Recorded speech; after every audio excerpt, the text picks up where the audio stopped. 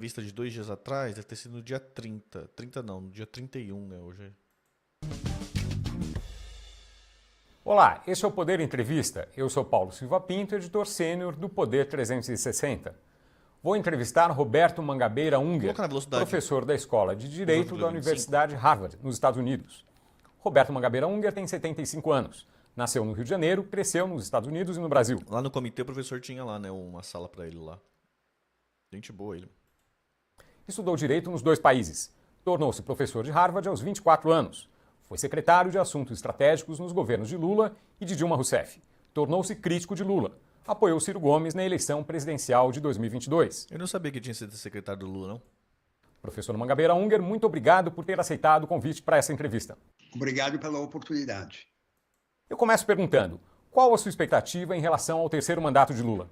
Estou muito preocupado porque vejo falta de rumo e vejo uma concepção da política e da prática da política que dificulta a formação de um rumo. De um rumo para o país. Começando pelo lado da prática da política, a impressão que tenho é que o presidente eleito genuinamente gostaria de ter um rumo, mas é um desejo vago de ter uma direção. É um desejo que não se manifesta como preocupação central.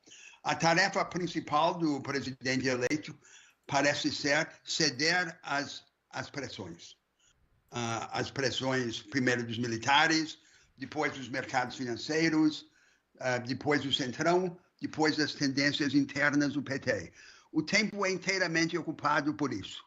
É como a máxima do primeiro-ministro mais longevo da Inglaterra, Peter Younger, que tinha como lema na política nenhuma concessão, exceto para as ameaças. É isso que nós estamos vendo na prática do presidente. Palavras duras, hein? Palavras duras, hein?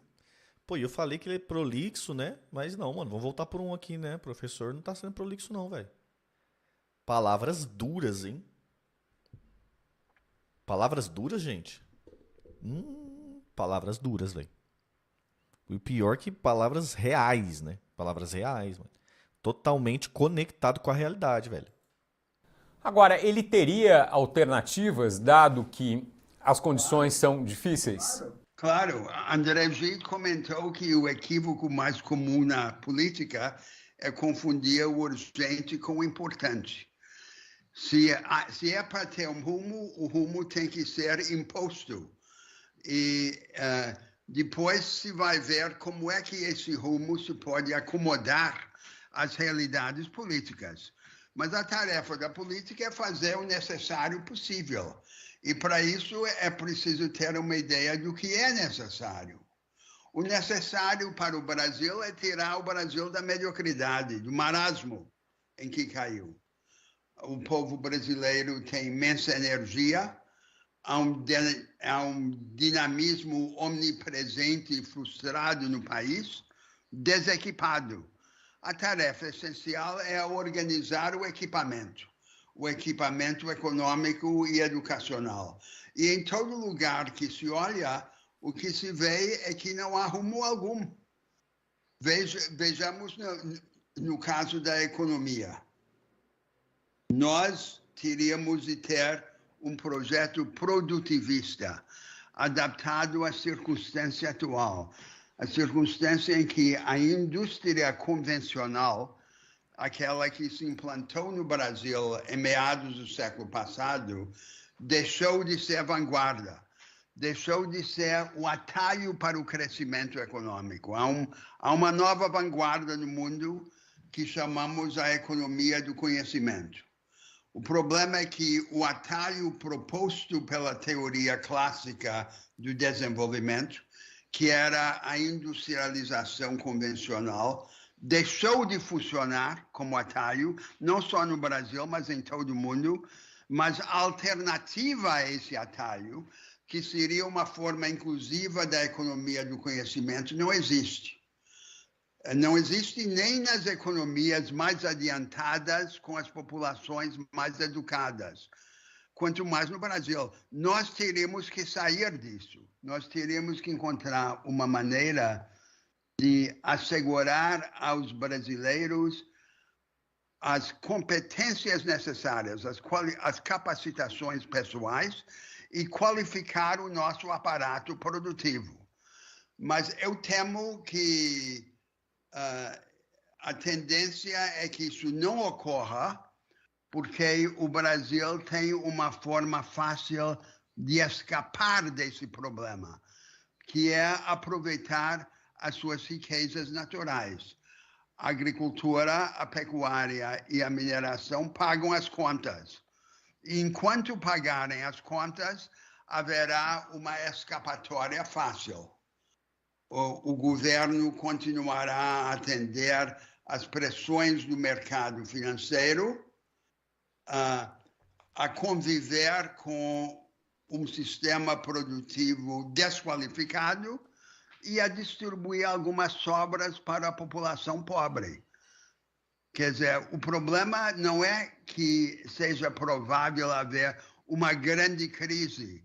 O problema é que essa crise não vem e que, na ausência dela, o que sobra para o país é a mediocridade.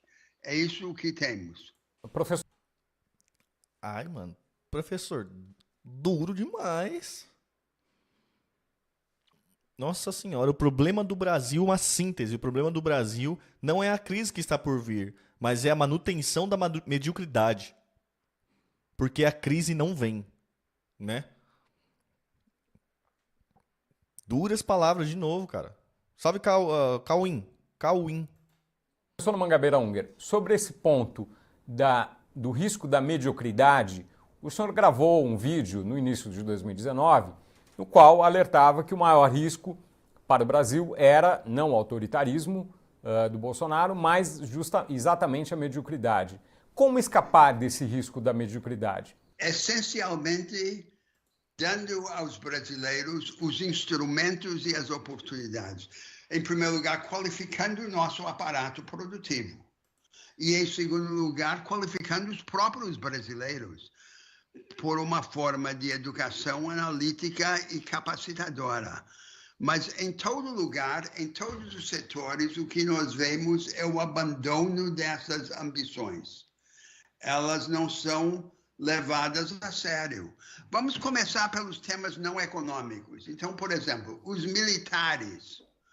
Então, estamos regredindo a uma concepção primitiva da tarefa do ministro da Defesa e da pasta da Defesa.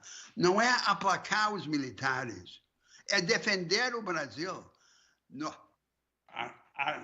A tarefa da defesa está desenhada na Estratégia Nacional de Defesa de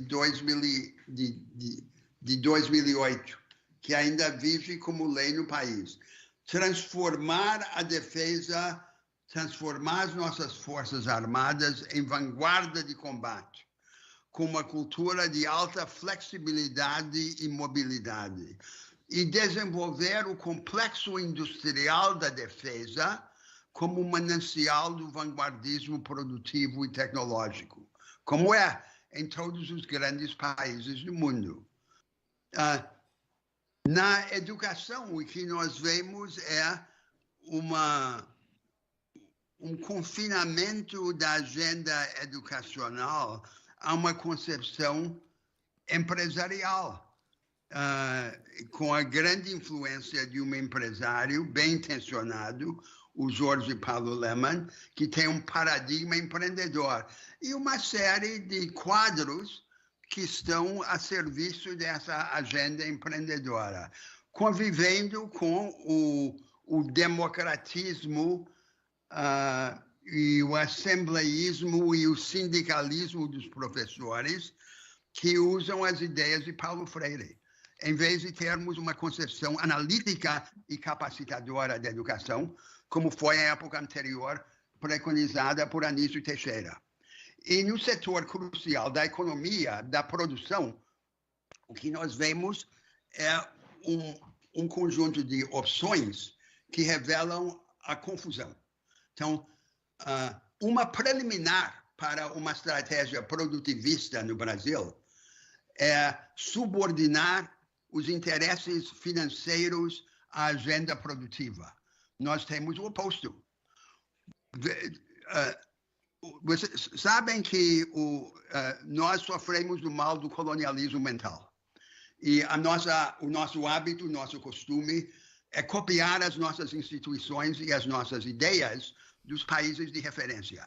Mas no setor específico da política econômica, em vez de copiar, nós estamos inovando. O Brasil é heresia. Como é que um país em que a relação entre dívida e PIB é convencional, é média, há muitos países que têm uma relação pior, dívida e PIB, e muitos países que têm uma inflação muito maior do que o Brasil. Por que é que o Brasil é o campeão mundial na política de juro alto? Por que nós temos um juro real agora de algo como 8%, que nenhum país no mundo tem? Onde está o colonialismo mental quando precisamos dele? Justamente. Onde está o colonialismo mental quando precisamos dele? No setor em que seria necessário criar as condições mínimas preliminares para uma política produtiva, não fazemos isso. E permitimos que o juro seja maior do que a taxa média de retorno aos negócios, o que por si só já inviabiliza qualquer estratégia produtiva no Brasil. Aí se vê o grande mal que representa a ideia da independência ou mesmo da autonomia do Banco Central. Nós colocamos no Banco Central um quadro do mercado financeiro que promove essa política. Permitimos uma contradição entre uma política monetária contracionista e uma política fiscal expansiva, o que é absurdo. E teríamos, portanto, que agitar para tirar o atual presidente do Banco Central de seu cargo e instituir uma política sensata de juro. Uma das preliminares é uma agenda produtiva, condição necessária, mas muito longe de ser suficiente. E, a partir disso, então, enfrentar o verdadeiro cerne da agenda econômica para o Brasil, que é a qualificação do nosso aparato produtivo em todos os setores. Andar no caminho da economia do conhecimento, da agregação de valor, de uma produção baseada no conhecimento, em todos os setores, inclusive na agricultura, e começar a subir a escada do valor agregado. É isso que não estamos fazendo. O que eu vejo é uma série de opções que contradizem essa preocupação. Por exemplo, que sentido tem colocar na Fazenda Fernando Haddad e colocar no planejamento uma pessoa que eu até admiro, a Simone Tebet, mas cujos assessores representam o ideário e os interesses do mercado financeiro diretamente e defendem essas ideias que, por si só, como eu dizia, contradizem qualquer agenda produtiva no Brasil. Professor, uma aspiração de muitos brasileiros é que Lula reduza... Foi gravado dia 29 de dezembro, tá aqui, ó. O conflito político e ideológico que existe na sociedade atualmente. Ele conseguirá... Tamir, vamos ler um livro do Mangabeira na leitura matinal? Podemos ler. O que a esquerda deve propor? Boa, acho que é uma boa, hein? Há uma maneira baixa e uma maneira alta de reduzir esse conflito. A maneira baixa é... Desculpa, não vi a pergunta, vou voltar aqui. Muitos brasileiros usa o conflito político e ideológico que existe na sociedade atualmente. Ele conseguirá?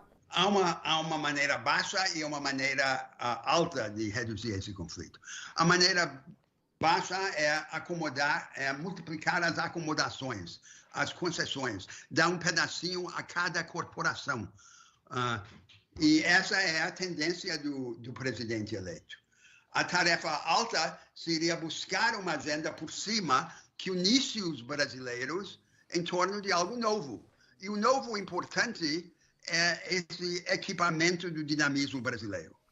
O presidente eleito diz que o objetivo dele é construir o Brasil do futuro, ir em direção a algumas dessas coisas que o senhor está dizendo. Quais são os exemplos concretos disso? Isso aí não é só uma divagação para a hora do café depois da refeição. Isso é a preocupação central. E o resto é que tem que se acomodar a isso, e não o oposto, como nós estamos vendo. Se a ideia é definir um caminho para o futuro, e essa ideia tem que ser desdobrada em práticas e propostas concretas, e tem que estar manifesta na escolha dos assessores do presidente. Eu estou vendo exatamente o oposto. Veja, mudando um pouco o tema da nossa conversa, para tratar dessa matéria de outra perspectiva, um desejo profundo em todo o país é o desejo de ser agente empoderado e não apenas beneficiário cooptado. E é isso que está nessa multidão de emergentes e evangélicos que constitui uma parte importante da base de Bolsonaro. Se a ideia é unir... Só refletir. Tá, entendi. Parte desses público evangélico e tal que está hoje com o Bolsonaro tem uma demanda de que o Brasil pare de ser coadjuvante, cooptado e seja protagonista, né? Isso que ele quis dizer. Beleza, vamos lá. O país reconciliar esse Brasil, um terço do Brasil que aderiu a esse ideário, tem que ser em cima de uma agenda de empoderamento e de agência, de atuação, e não de cooptação e de beneficiamento. Nós estamos vendo uma briga por cargos ministeriais em que o grande prêmio é a administração da Bolsa Família, ou outro nome que se der a ele. Como se o grande objetivo da política fosse distribuir marmitas e prêmios à população pobre. É isso que querem. Uma grande parte do Brasil não quer isso, não se limita a isso. E, na verdade, a maioria do país quer mais do que a esmola, mais do que a assistência, do que essa ajuda, do que essa entrega de um benefício. Unir o Brasil seria unir o Brasil em torno dessa agenda de empoderamento e não dividir o Brasil numa luta sobre quem é que ganha mais na partilha do bolo da assistência e do subsídio. Vai ter a Bolsa do Pobre e vai ter a Bolsa do Rico. A Bolsa do Rico é o crédito subsidiado, é a ajuda que o Estado dá àqueles que estão bem relacionados com as políticas e os partidos, e é, sobretudo, a política do juro alto, agora baseada no Banco Central. Essa é a Bolsa do Rico. E depois tem a Bolsa do Pobre. E o Brasil nessa história? Vai para o brejo. Essa crise. O professor ficou pá, hein? Palavras duríssimas, gente. Pô, quem indicou essa bagulho aí foi bom, hein? Boa entrevista, mano. Boa entrevista, velho. Do senhor, o senhor acha que o que vai ser do governo Lula, ele terá insucesso nesse governo? Não sei, porque começamos com um nível muito baixo de expectativas da população. Então, como eu dizia, é possível, se o preço das commodities não desabar, que essa tragédia econômica e social continue.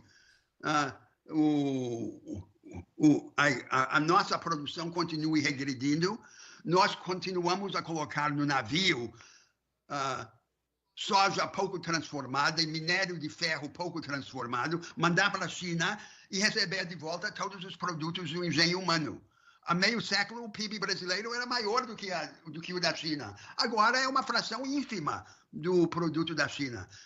Mas isto pode continuar, porque desde que todos sejam acomodados, é possível que esse sistema se reproduza. Eu não vou sustentar que há uma contradição imanente e definitiva destinada a liquidar esse regime. Esse regime econômico pode continuar por muito tempo, até que o acúmulo das consequências da mediocridade mostre os seus efeitos trágicos para o país. Professor, uma crítica às tentativas de aumentar o valor agregado da produção brasileira pelo lado do desenvolvimentista, quer dizer, uma crítica dos liberais, muitos deles estão no governo Bolsonaro, é que, ao fazer isso, se distribui subsídios e aumenta-se o gasto do governo e não se consegue o objetivo. Qual a resposta do senhor a isso? Porque isso é uma concepção primitiva do conflito ideológico. Ou o mercado, na sua forma existente, é um moto perpétuo que resolve todos os problemas, ou o Estado vai escolher quais os setores ganhadores. E já se disse que, num país em que o Estado escolhe os ganhadores, os perdedores acabam por escolher os governos. Isso é uma falsa opção. O nosso problema... do país onde o Estado escolhe os vencedores, os perdedores escolhem o governo. Boa, mano. Boa, boa. O problema é que todos os setores da produção, todos os nossos setores da produção são relativamente primitivos. Felizmente, nós temos um setor, o setor agropecuário, e nós poderíamos ampliar e dizer também o mineral, que é competitivo em escala mundial, só pela grande vantagem natural da natureza, esse prêmio que a natureza nos deu, e que nós não acrescentamos pela inteligência.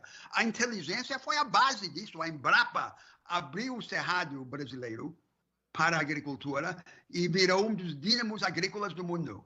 Há 50 anos era considerado imprestável para a agricultura. Isso é inteligência, não é a natureza.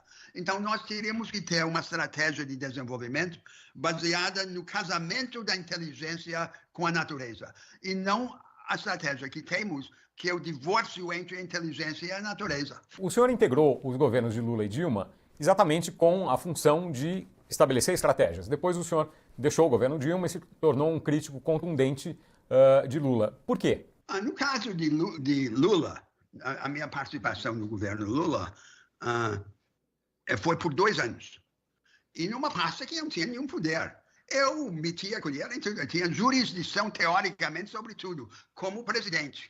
A minha pasta era a única que tinha jurisdição universal, mas poder zero, recurso zero. Então, eu propunha iniciativas que eu julgava que poderiam sinalizar esse caminho capacitador e produtivista para o país. E o presidente animava, era muito generoso, abria as portas, mas quando chegava ao momento de colocar a mão e gastar o capital político, porque são iniciativas inevitavelmente conflituosas, ele hesitava. Então, quando isso aconteceu, eu decidi abandonar Brasília e passei a trabalhar com os governadores. E propus aos governadores se unirem regionalmente por meio do veículo dos consórcios interfederativos. A minha sugestão foi abraçada primeiro pela Amazônia, depois pelo Nordeste e, por fim, pelo Brasil Central, o Centro-Oeste ampliado. Isso pegou. Então, essa foi a realidade. E eu não me conduzi como se fosse um funcionário do governo. Eu me conduzi como trabalhando pelo interesse do Estado. Entendi que a minha pasta era uma pasta do Estado e não apenas uma pasta do governo. Eu me lembro que o José Múcio, que agora está indicado como ministro da Defesa, uma vez eu estava aguardando o presidente Lula no seu gabinete, na antessala de seu gabinete. José Múcio saiu do gabinete presidencial e me disse, sempre brincando, é muito espirituoso, disse, o Congresso está entusiasmado com seu trabalho, sobretudo a oposição. Então, isso foi a minha experiência no governo Lula, tentando, sem poder, defender essa agenda nacional e sinalizar, por ações concretas, o caminho, que não adianta escrever um documento sobre o futuro. O único longo prazo que conta é o longo prazo que começa a curto prazo. No governo Dilma, eu passei só 8 ou 9 meses, a minha mulher adoeceu, eu tive que voltar de qualquer jeito, mas não funcionou.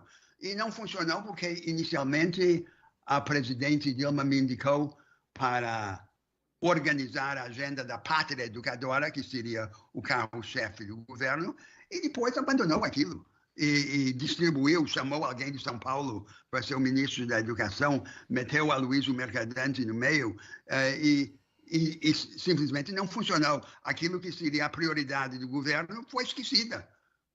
E eu não tinha poder nenhum. Então, eu saí.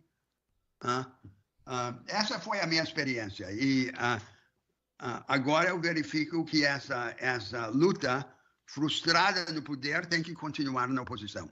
O senhor mencionou 2 ganhos. Um no agronegócio, com a evolução trazida pela Embrapa e com outras coisas, e outra na criação dos consórcios que o senhor propôs e que, como o senhor disse, pegaram. Com essas e outras evoluções, pode-se dizer que o Brasil de hoje é melhor do que há 20, 30 anos ou não? Em alguns aspectos é. Em outros é pior, porque nós tínhamos nós participávamos, em meados do século XX, da vanguarda daquela época, que era a indústria convencional, chamado Fordismo industrial. E depois nós regredimos rumo ao século XIX, para essa produção primitiva, relativamente primitiva que temos. Nós vivemos um ciclo de governos, os governos tucanos e petistas, cujo projeto básico era a combinação do financismo e do pobrismo. Então, a ideia é fazer o dever de conta, fazer o dever de casa, atender às exigências do mercado financeiro, de manter um equilíbrio fiscal, manter o juro alto, como eu dizia, e a bolsa do rico, a bolsa do empresário, e promover por meio do BNDES uma política de distribuição de subsídios a grandes empresários. E o pobrismo, enquanto isso, aplacar a população pobre com as sobras da bolsa disso, a bolsa daquilo. Essa foi a política dos governos tucanos e petistas. Getúlio Vargas, em 1950, se reinventou como um industrializador modernizante e teve um projeto institucional, que foi o corporativismo varguista. Eu não estou preconizando a ressurreição do corporativismo varguista. Nós vivemos agora em meio aos destroços desse projeto institucional em Getúlio. Mas o que digo é que, em política, a única coisa que perdura, a única coisa que conta é o projeto institucional. A distribuição de recursos, os benefícios, são como as ondas do mar, que vêm e voltam, não tem nenhum efeito duradouro. Então, nós passamos a ter governos sem ambição, a não ser essa ambição de manter, em uma forma ou outra, a combinação do financismo com o pobrismo. Isso serve para o Brasil. Então, o Brasil deve ser um grande país, deve estar no primeiro plano do mundo. E estamos nessa situação inteiramente marginalizada e secundária. Se somos lembrados por causa da Amazônia. A Amazônia é mais importante para o mundo do que o Brasil. Ou então por causa do futebol. Qual é o nosso projeto de desenvolvimento sustentável na Amazônia? O desenvolvimento sustentável da Amazônia, se não for apenas uma variante do extrativismo artesanal, sem escala, sem tecnologia, sem ciência e, portanto, sem futuro, só pode ser uma variante da economia do conhecimento. Alta tecnologia, alta ciência, engajamento da ciência mundial na solução dos problemas da Amazônia. Então, esse é um exemplo de que o projeto nacional produtivista e capacitador só se efetiva na medida em que ele for traduzido nas realidades das grandes regiões do país.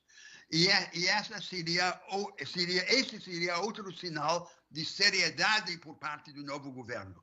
Entender que não pode haver projeto nacional sem que haja uma reinvenção da política regional, uma política vocacionada para a formação de vanguardas em cada região do país, de acordo com as suas condições próprias. Não só para o Nordeste, mas para todas as regiões do país. São Paulo não precisa menos de política regional do que o Nordeste.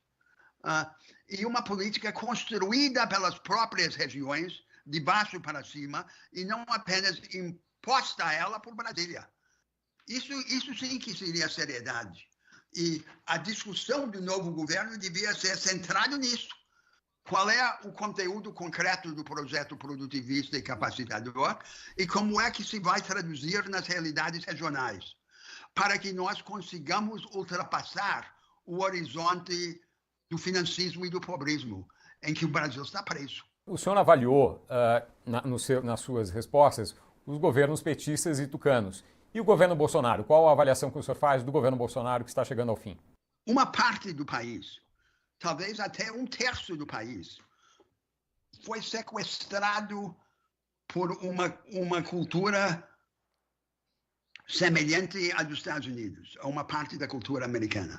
Foi uma espécie de americanismo no Brasil, em que, rejeitando, enojado por essa ideia do compadrio, da acomodação, da distribuição das marmitas, uma parte do país se rebelou e a grande porção dela é evangélica, com uma cultura de autoajuda e iniciativa. Essa foi a cultura dos emergentes. Atrás deles, uma multidão de trabalhadores ainda pobres que abraçaram essa cultura. E isso com os olhos vidrados na vanguarda dos emergentes. E com um ideário protestante, baseado no empoderamento, na responsabilidade pessoal, o Bolsonaro aproveitou isso. E aproveitou novamente o sentido baixo. Quer dizer, na política econômica dele, não fez nada para atender aos interesses dessa gente. Não tentou compreender o que significaria a construção de um capitalismo popular, um capitalismo para a pequena burguesia empreendedora, um capitalismo que, por exemplo, impusesse o capitalismo aos capitalistas, a concorrência, porque tem um pseudo-mercado baseado em subsídios e juro alto, e não mercado baseado no experimentalismo e na concorrência. Não fez isso, em vez disso, entregou a economia a um representante do mercado financeiro. E combinou esse financismo residual com as guerras culturais. O que é a guerra cultural que ele beneficiou? É a inversão da política identitária da falsa esquerda americana que temos no Brasil. A política identitária virada de ponta para baixo. Então, isso foi Bolsonaro. Então, esse episódio populista, esse episódio de populismo autoritário, foi como se fosse um hiato. Um aventureiro político se aproveita da rejeição do sistema por uma parte grande do país, a parte que embarcou nesse sequestro americano, e em vez de fecundar essa heresia, aproveita. E aproveita num sentido que não produz nenhuma transformação, não deixa nenhum legado para o país. É isso que nós tivemos. E agora chegamos a isso. Então, é como se fosse happy days are here again, os dias felizes voltaram. Vamos voltar ao sistema de antes, o financismo e o pobrismo, com o dinheiro a rodo, com os políticos pensando que a tarefa mais importante é administrar a distribuição da Bolsa Família. Onde é que isso vai levar o país? Professor, o senhor disse naquele vídeo que eu mencionei, no início aqui das perguntas... Eu vou usar mais isso, hein? O pobrismo. Pobrismo. Política do pobrismo. Boa. Do juro altos e do pobrismo. Rentismo e do pobrismo. Em 2019, que o temor de autoritarismo com o Bolsonaro não se sustentava. O senhor disse em 2019, justamente porque o senhor mencionou que o maior risco era da mediocridade. Como os fatos mostraram. Sim, é isso que eu queria perguntar. A sua avaliação no fim do governo é de que realmente não havia risco de autoritarismo? Eu acho que Bolsonaro, indivíduo, Bolsonaro pessoalmente, poderia, muito possivelmente, ter tentado um golpe, ou querido ser ditador. Mas em nenhum momento as Forças Armadas estavam disponíveis para isso. Não embarcaram e jamais embarcariam nisso. É por isso que eu disse aquilo naquele texto. E os fatos confirmaram isso. Agora, voltando à questão dos militares, se nós queremos ter no Brasil um projeto de desenvolvimento rebelde e levar o Brasil ao primeiro plano, nós temos que defender o Brasil e levar a defesa séria. Temos que entender que o desenvolvimento do complexo industrial da defesa, em todo lugar, é condição necessária para o vanguardismo produtivo e tecnológico. É ali que se acalentam as inovações produtivas e tecnológicas mais radicais. E a melhor maneira de tirar os militares da política é ocupá-los com a defesa. A tarefa do ministro da Defesa... Anônimo mandou R$12.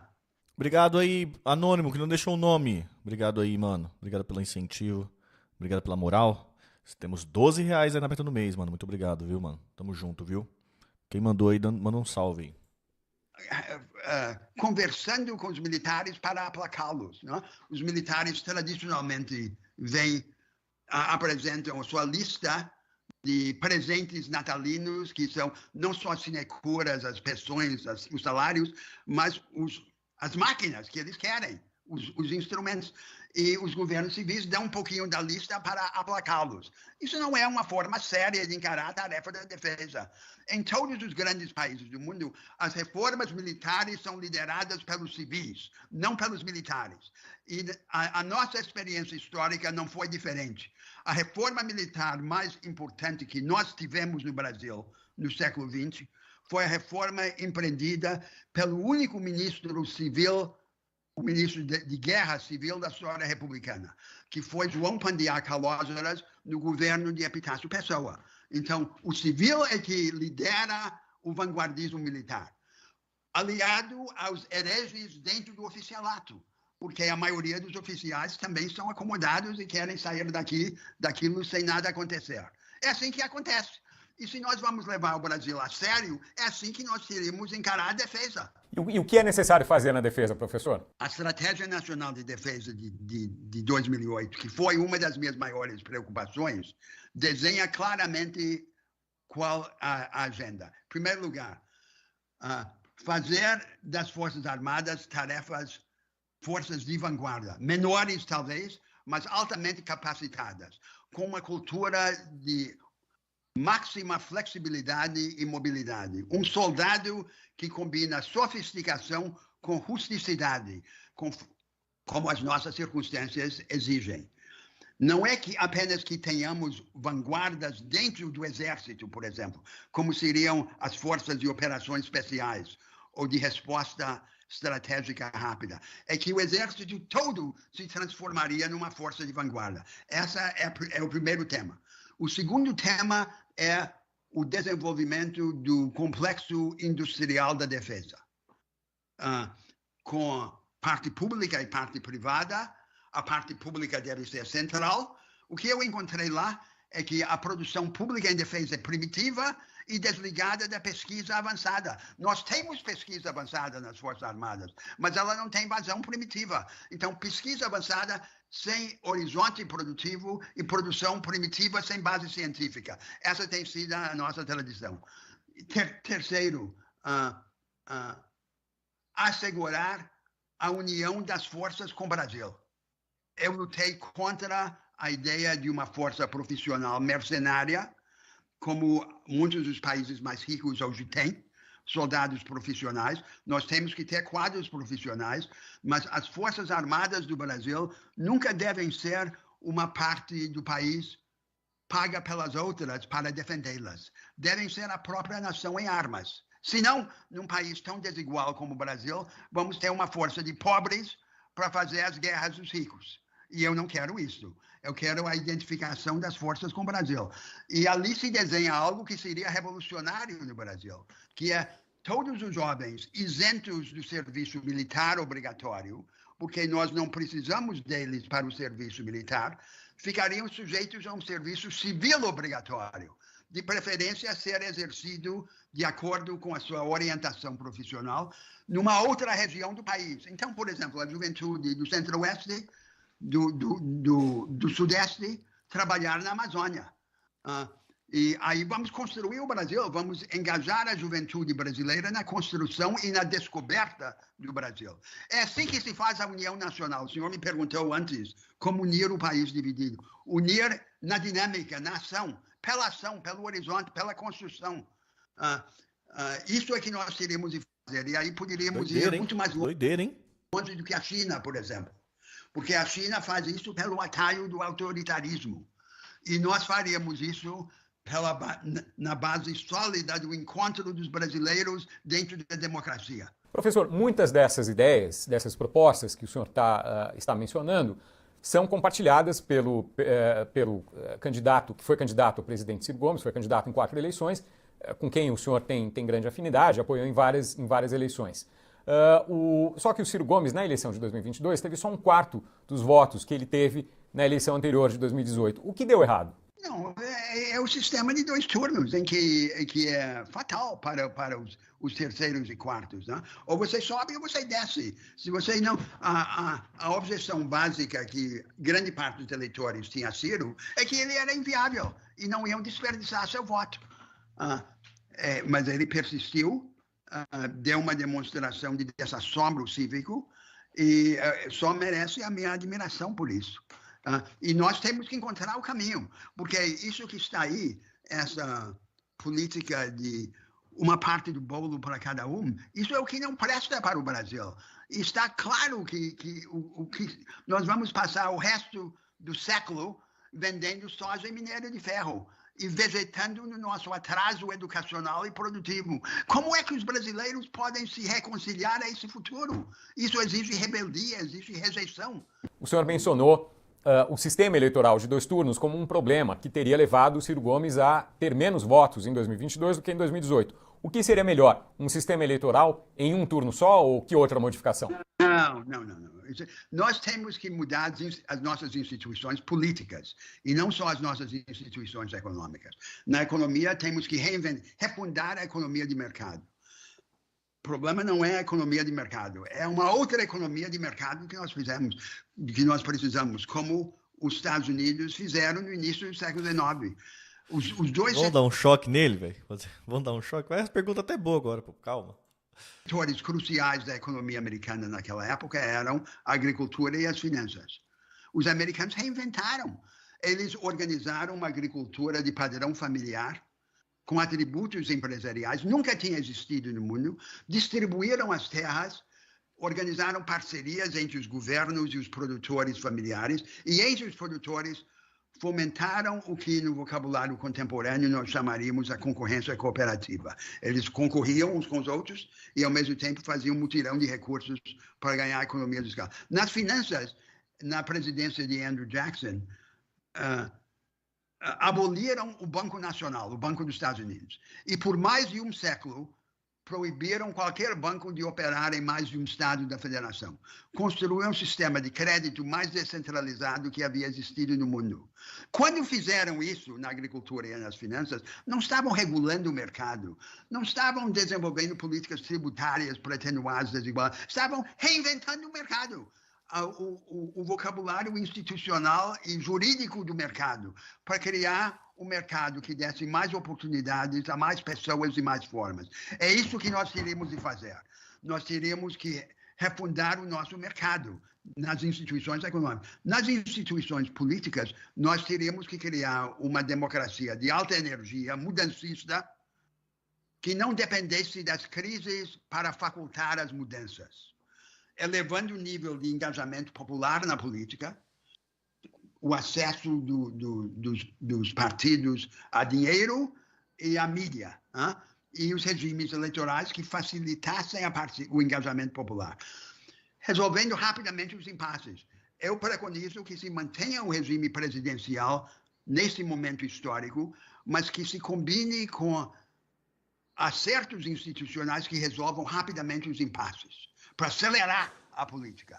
Então, quando há um impasse, eleição antecipada, que tanto o presidente quanto o Congresso poderiam convocar. Ou plebiscito programático abrangente. E, por fim, aproveitar o sistema federativo para combinação central forte com experimentalismo regional. Esse é o sentido da federação. A federação é para experimentar, é para que esse projeto nacional se organize de uma forma plural. Nós, no Brasil, não temos guerras. O resto do mundo depende de guerra para mudar. Então, a Europa, por exemplo, no século XX, acordava quando estava em guerra. Quando voltava à paz, adormecia. Nós não temos guerras, felizmente. Então, nós não podemos depender das guerras como a condição de transformação.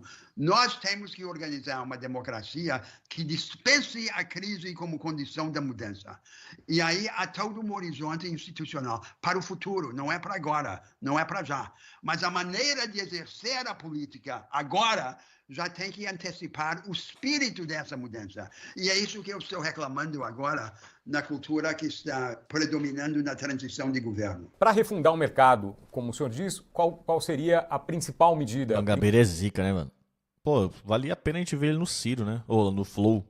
Principal transformação, obviamente, haveria várias coisas para fazer isso, mas qual seria a coisa fundamental a ser feita? A coisa fundamental a ser feita num primeiro momento, é abrir em favor dos pequenos produtores e empreendedores desse empreendedorismo que se difunde no Brasil, o acesso às práticas avançadas e aos recursos e oportunidades da produção. Então, o Brasil é um dos únicos países no mundo onde o Estado conta com muitos dos instrumentos que seriam necessários para esse empoderamento produtivo. O SEBRAE, o SENAI, o SENAC, a própria Embrapa, os bancos públicos de desenvolvimento. O Brasil tem os instrumentos, o que não tem é o projeto, porque o projeto nacional tem sido essa combinação de financismo e pobrismo. E esses instrumentos não têm sido organizados como ferramentas de um projeto dessa natureza. Essa é a primeira tarefa. E depois vem um longo horizonte de inovações institucionais. Em vez de servir aos graúdos, a um pequeno número de grandes empresários, aos campeões nacionais, servir à multidão empreendedora, que por falta de opções está empurrada para trás para um primitivismo produtivo e educacional. Professor, para finalizar essa nossa conversa, essa nossa entrevista, há risco de exacerbamento da polarização política com os atos de violência que tem se dado no país? Eu estou apenas me repetindo, mas eu acho que o nosso maior risco não é o risco de exacerbação, de revolução, de insurreição. O nosso maior risco é nada. É o risco do marasmo em que estamos, em que cada um leva um pedacinho e vai embora para casa satisfeito. Depois, a grande maioria dos brasileiros vai descer ao túmulo sem jamais se haverem descoberto. Esse é o risco. O risco é a destruição da vitalidade do brasileiro. É desperdiçar esse tesouro. Chega ao final esta edição do Poder Entrevista. Em nome do Jornal Digital Poder 360, eu agradeço ao professor Roberto Mangabeira Unger. Muito obrigado. Agradeço também a todos os web espectadores que assistiram este programa. Essa entrevista foi gravada no estúdio do Poder 360 em Brasília, em 29 de dezembro de 2022. Nosso maior risco Para ficar sempre bem informado, inscreva-se no canal do Poder 360. Ative as notificações e não perca nenhuma informação relevante. Ele foi no Flow. Até a próxima. Ele foi no Flow. Pô, a gente podia ver ele no Flow, né? Podia ver ele no Flow, né, velho? Podia, cara. O risco tá aí, dividir pra conquistar. O risco da mediocridade. Pô, mas isso aí, velho, é duro, né? Mas é true total, né, velho? Pura verdade, cara. Nosso maior risco é a mediocridade, né, velho? E tá todo mundo comovido em ser medíocre, né, velho?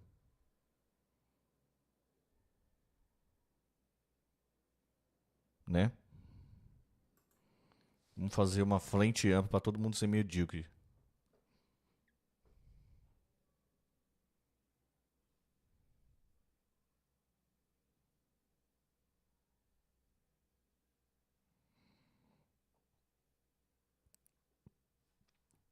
Eu tô ligado, ele foi depois na eleição lá. Na época da Copa, né? Foi até gravado. Marasmo total. Melhora um pouco, piora um pouco, e assim seguimos. Mano, alguém mandou um bagulho e um link aí, não mandou um link? Tamir, reaja não sei o que, não sei o que. Vocês falaram isso aí, não foi? Pô, essa entrevista do Mangabeira aí foi good, hein, velho. Foi good, velho. Pô, eu achei good.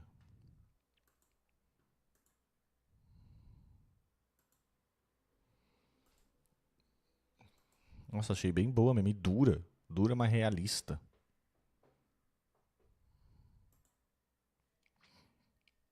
Fazer um pequeno